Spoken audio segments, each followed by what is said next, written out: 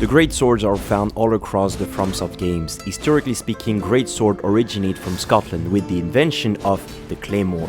Greatsword is the preferred type of weapon of FromSoftware developers with over 20 different Greatswords in Elden Ring. Wielding a Greatsword is the ultimate expression of bravery and fortitude, and with all the recent changes to Greatsword going from poise damage to hyper armor, combined with the nerf to the poking queens like thrusting sword and heavy thrusting sword, Greatswords now have a place as one of the best class of weapon in Elden Ring. Hence, I thought it would be a great idea to rank every single one of them for you guys. So, who do you think is going to be crowned as the best Greatsword in Elden Ring? Let's find out.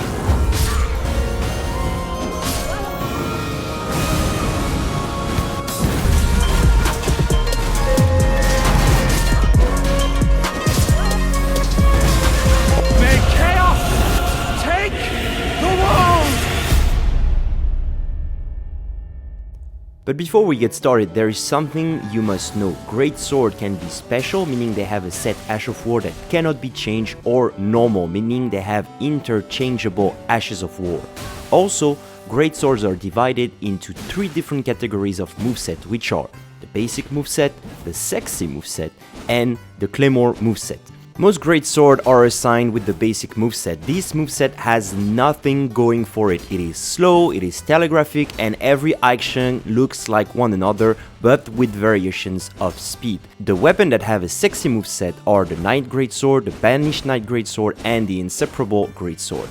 The sexy moveset is the better one, because the light attack chain comes at various speed, the motion can be hard to read if well blended, and it has access to some true combos that are quite hard to pull off and are latency dependent. I would recommend you guys watch Rust Bucket's video to learn more about how to use Greatsword with true combo, but you can 100% go for it and trap your opponent in a never-ending vortex of pain and suffering. Just watch Wazes bullying people with the Knight Greatsword. And finally, we have the Claymore moveset. Unfortunately, the Claymore is the only Greatsword with this moveset. This moveset shares the basics as the basic moveset, with the exception of having access to some fantastic poking option with the crouch two-handed R1, the rolling two-handed R1, the R2 and charge R2, whether it's one-handed or two-handed. And the reason why having access to poke attack is so good for a weapon is because pokes are hard to read and to predict. Think of it as a jab in boxing. The jab is the basic of attacking. It is a punch that comes out very fast. It's hard to dodge or predict by the opponent. It is pretty much the same thing here with poking attack in Elden Ring. However, think of the poking from the Claymore more like a big right hand rather than a small jab.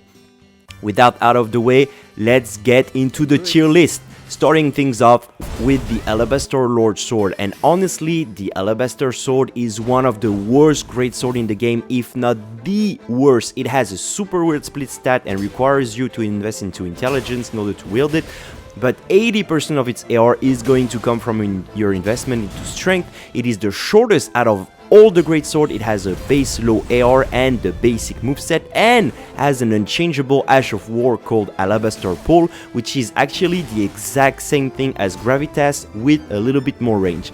The Ash of War is hard to land and easy to read. I was pulling my hair out of my head while I was trying to get a W using this weapon.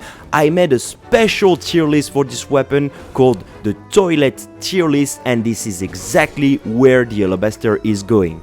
Next up on the list, we have the 4th Greatsword. The 4th Greatsword is just a worse version of the Flamberge. Yes, it has some base bleed build up, but it has the basic moveset, a short range, not a lot of AR. Really, nothing can save this weapon. We've decided to put it in the D tier list. Next up, we have the Inseparable Sword, the sword wielded by the twin brothers D, hunters of those who live in death. But is it really the tool that you need in order to deliver death to all living beings in the lands between?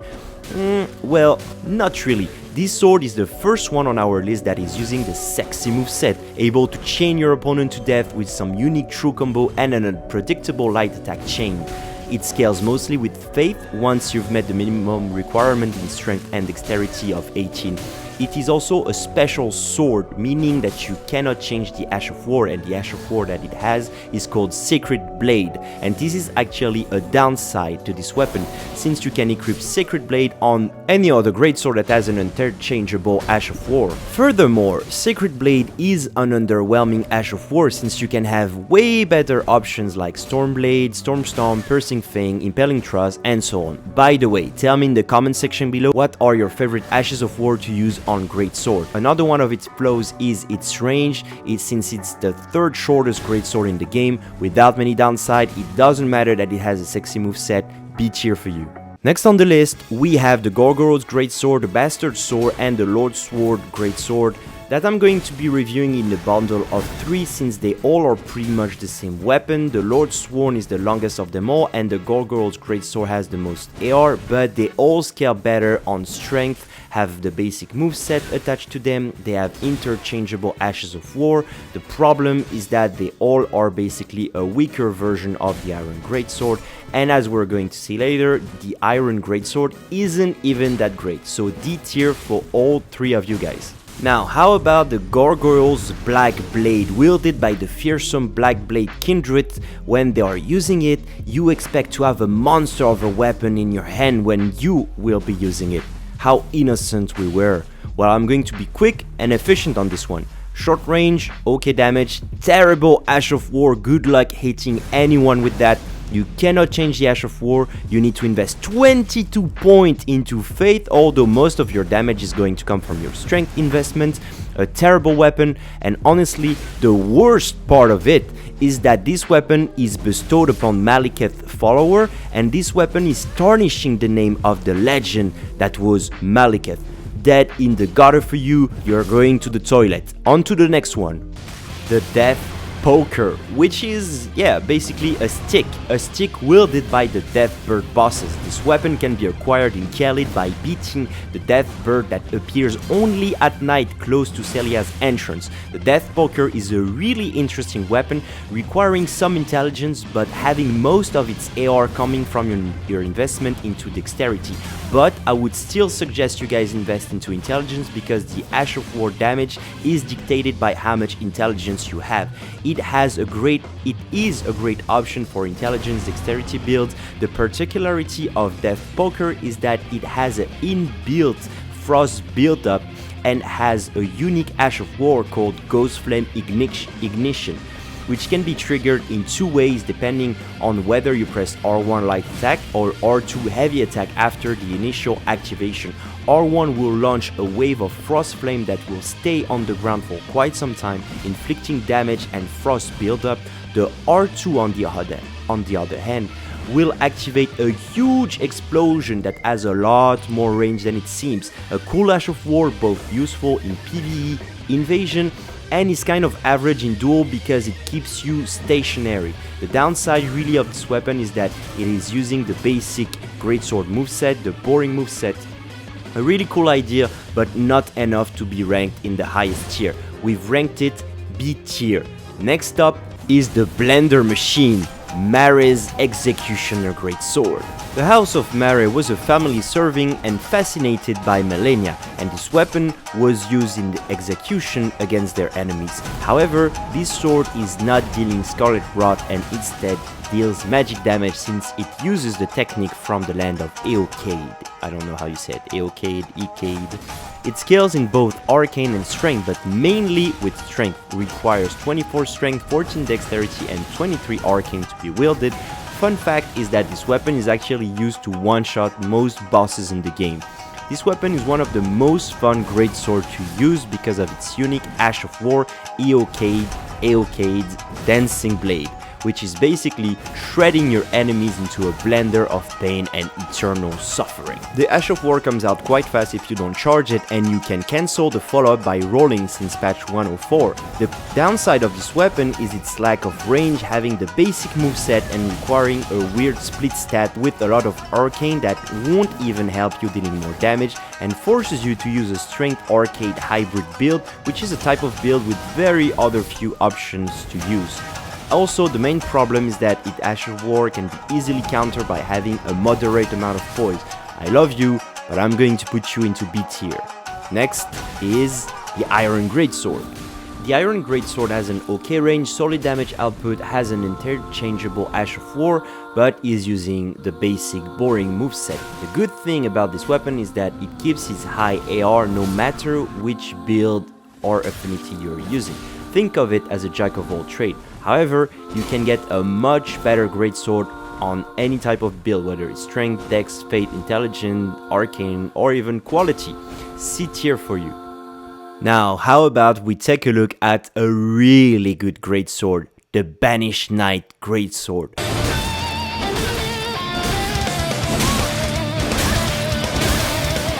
Wielded by the Banished Knights who used to serve the Stormlord that may or may not be a giant bird. The Banished Knight Greatsword is among the best Greatsword in the game for a very simple reason. Yes, you guessed it, it has access to the sexy moveset, allowing for true combos, being less predictable, and offering a wider expression of one's skills as a fighter in the lanes between. The great thing that the Banished Knight Greatsword has going for it is its interchangeable Ash of War, so you can use some of the best Ashes of War in the game like Stormblade, Stormstomp, Flaming Strike, or even Piercing Thing, to name a few. It scales better in strength, but you can use it on any build that you want. The big plus is that it looks beautiful. One of my favorite weapons, and objectively one of the best Greatsword in the game. A tier for this baby. But the next Greatsword is on a total other level. Ladies and gentlemen, here comes the one and only Claymore. Don't do it.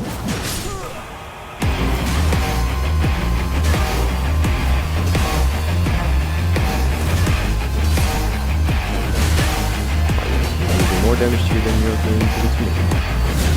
You're gonna die.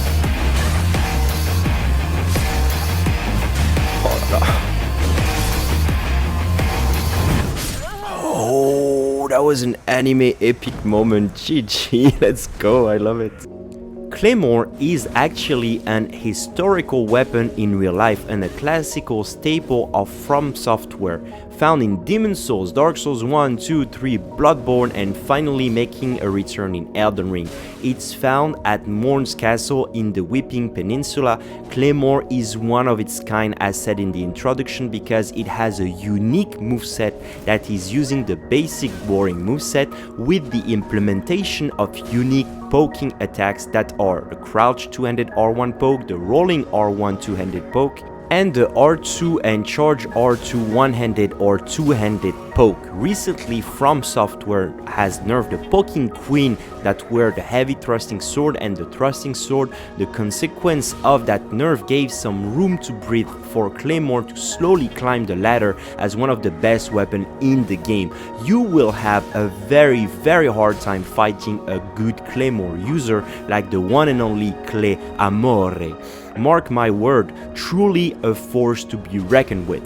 Claymore also has interchangeable Ashes of War, has a great range, very good AR, can be used on any type of build, has access to poke, so it can be paired with the Spear Talisman for an extra 15% damage on thrust counter attack.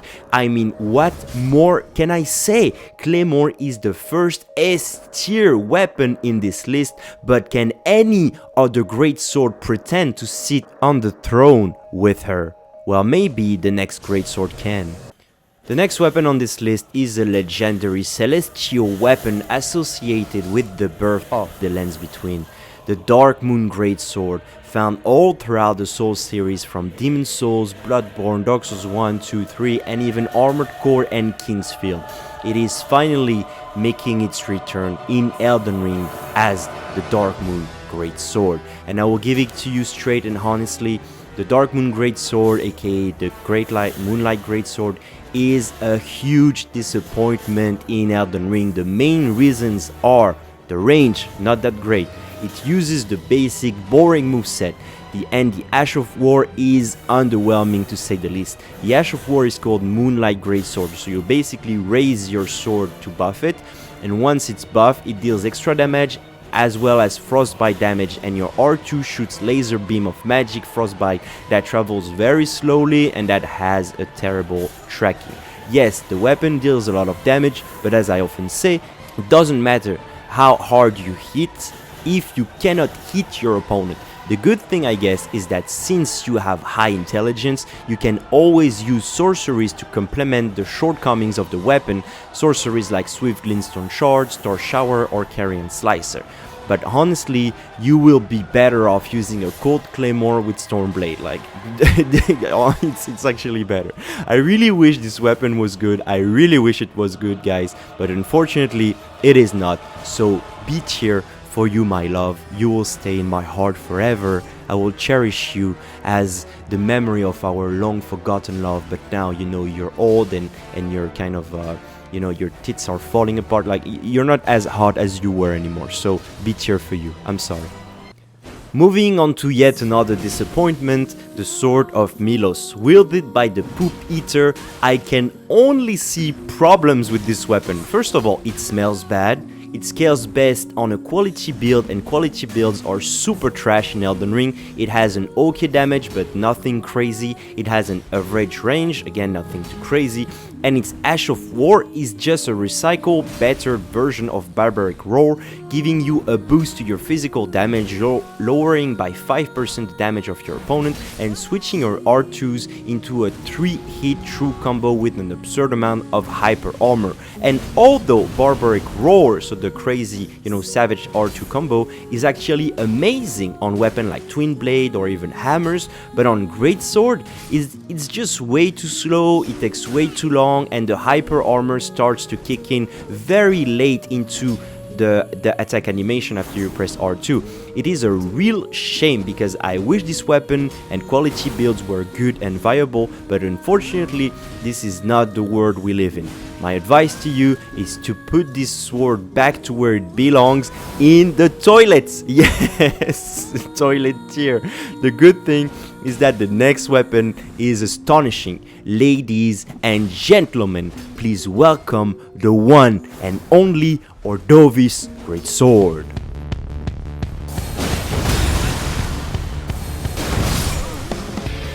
A legendary weapon wielded by the Crucible Knight, defender of the true life source in the lands between. Ordovis' Greatsword can be acquired by defeating the Crucible duo boss fight in Altus Plateau. Fun fact is that this weapon was actually one of the first 2 Greatsword available during the network test in Elden Ring back in November 2021. It requires 25 strength, 13 dexterity and 15 faith to be wielded, and when fully upgraded scales off mostly with strength, but I would suggest you guys use it on a strength and faith build because the Ash of War or Ordovis' Vortex scales off with some of your investment in faith. Speaking of which, Ordovis' Vortex Ash of War is the main selling point of this weapon. It used to be very slow and laughable, but now it has been buffed, and it's fast and strikes fear in the eyes of your enemies. It does a ton of damage, comes out very fast, cannot be jumped over, has a crazy amount of hyper armor while casting it. It can be used as a reliable tool to roll catch people. It looks amazing, it's great at dealing with crowds if you're using as an invader, and can be fully charged for an American atomic destruction. I mean, what more can I say? I just love this weapon, and since you have investment in both strength and faith, you can use certain incantation to complement some of the downside of this weapon, like for example incantation like Catch Flame or Bestial Sling. What is preventing this weapon from being an S tier weapon is that unfortunately it has the basic boring moveset. I would put it in the S tier, but I have to be objective, so A tier it is. Thank you so much for your services, Miss Ordovis. Next up on the list, we have what we can call a blast from the past with Helphen Steeple, which is a direct descendant of the Onyx Blade from Dark Souls 3, using its signature move to buff itself with Black Flame. The disappointment here is that in Dark Souls 3, you used to be able to combo the activation of the Ash of War into an R1, but it is sadly not the case here with the Helphen Steeple.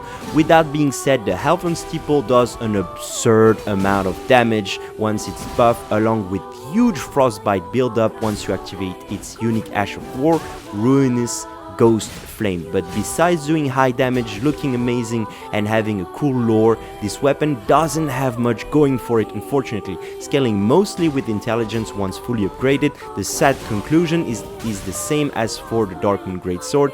You might as well be better off using a Claymore, the Banished Knight Greatsword, or the Knight's Greatsword, which we have yet to talk about. B tier for the Helphen Steeple.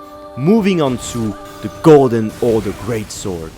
A greatsword fashioned from a moon greatsword gifted by Renala to Radagon for the marriage. Radagon twisted the pure moonlight energy by reforging the weapon to better fit its Golden Order disgusting ideology. But has Radagon actually improved the weapon by reforging it? Some would say yes, some would say no. I am in the camp that likes this weapon better over the DarkMoon Greatsword. The strength of these weapons are its range, its high damage on a proper dexterity and faith build. It looks amazing. You have an investment in faith, so you can use incantation to bypass some of the shortcomings of the weapon, like bestial slings, catch flame. Its Ash of War is also surprisingly good. Speaking of which, this weapon has a unique Ash of War called Established Order, separated into two parts. The first part is detonating a huge area of effect of holy damage that has a lot of hyper armor and a much bigger range than it seems. Be careful, that will surprise your opponent more often than not. The second part is launching a big beam of holy damage that will most likely than not miss your opponent, since the tracking on it is awful. With that being said, the main negative side of this weapon are its affiliation to the basic boring moveset, the fact that you need both dexterity and faith to make the most out of this weapon, but there aren't many other weapons to be using on the dex faith hybrid build, and the Ash of War that is immobilizing you like a statue for several seconds, leaving you wide open to range attacks. Finally, I've decided to classify this weapon in the B tier category. On to the next one, the Flamberge. The Flamberge is another signature weapon of FromSoftware, and its main attribute is that it has native bleed build-up. It's the only greatsword that scales better on a dexterity build, but the problem is that if your goal is to inflict status effect, a greatsword is really not the way to do it. You might be better off using a twin blade, a colossal sword, dual straight sword, or basically anything else. The other problem of the Flamberge is that it is using the basic boring moveset. D tier for you, my love. Guys, only 3 more greatswords to go to look at. On to the next one, and a very, very special for all of us. Together we will devour the very core. Rykard was a weird and twisted individual, and his sword, the Blasphemous Blade, is the best illustration of his mind.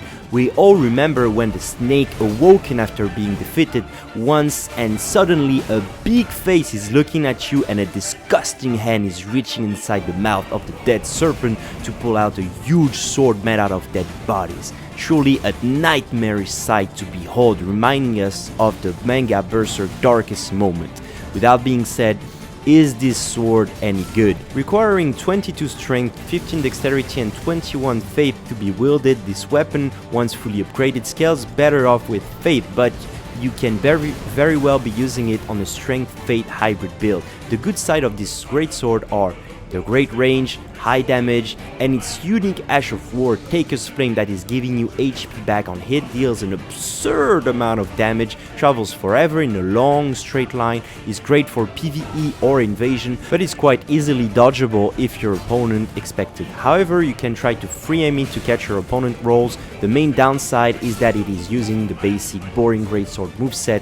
Could be much better, but unfortunately it won't go higher than B tier. 2 more to go, guys, and the next greatsword is probably the best greatsword of them all. I commend the Marais Knight's Greatsword.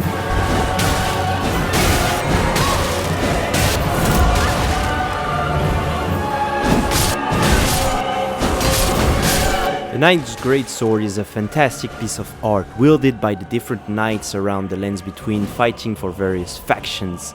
The Knight's Greatsword has so many good attributes to it. It has the second longest range out of all the Greatsword. It is using the sexy Greatsword moveset, so it has access to true combos and a more versatile moveset. It can use any Greatsword Ash of War, has a great damage input no matter which affinity you choose to use, even if it shines better on a strength build. Honestly guys, I wish I could say more things about this weapon, but really I'm trying to look for it, but there's no downside I can find to this weapon. S tier, no hesitation, let's go baby! And we are finally coming to the end of this video, and for the last Greatsword I would like you guys to welcome the ultimate Greatsword, the Sacred Relic Sword. A sword forged with what was left of Radagon's body. The sword is symbolizing the power of the Greater Will. Fun fact is that this is one of the best weapons for PvE, completely obliterating dozens of enemies at the same time, and is also very good in invasion, mainly because of its unique Ash of War, Wave of Piss, Wave of Gold. The good sides of these weapons are its range. It has the longest range out of all of the Greatsword, it has a very good damage, and it looks fantastic. But it has a set Ash of War that cannot be changed, and although it's great for evasion or in PvE against any competent player that knows how to, roll, like most people, you will be outplayed and you will forever regret ever using this Greatsword. B tier for you, Miss Sacred Relic. And this is it for us. This is our classification of all of the Greatswords in Elden Ring. Thank you guys so much for watching. Don't forget to leave a like, subscribe and comment to tell me in the comment section below what would be your own Greatsword tier list. You can make your own tier list with the link in the description below. I love you guys, and this video also would never have been possible without the work of all our beautiful Elden Ring community. I'm thinking about Krite, Rosbucket, G9, Wazeus, Frito, Stilovsky, Amir, KH Knight, the guys from the Duelist Even Network, the Gigas Thickus, the Talking Mausoleum, Bass Cannon, Skip to My Nash, Lost, Prod, Chase the Bro, everyone who's making this community as beautiful as it is. Thank you guys so much. I love you guys. It was Valentin, and I see you in the next video. Bye bye.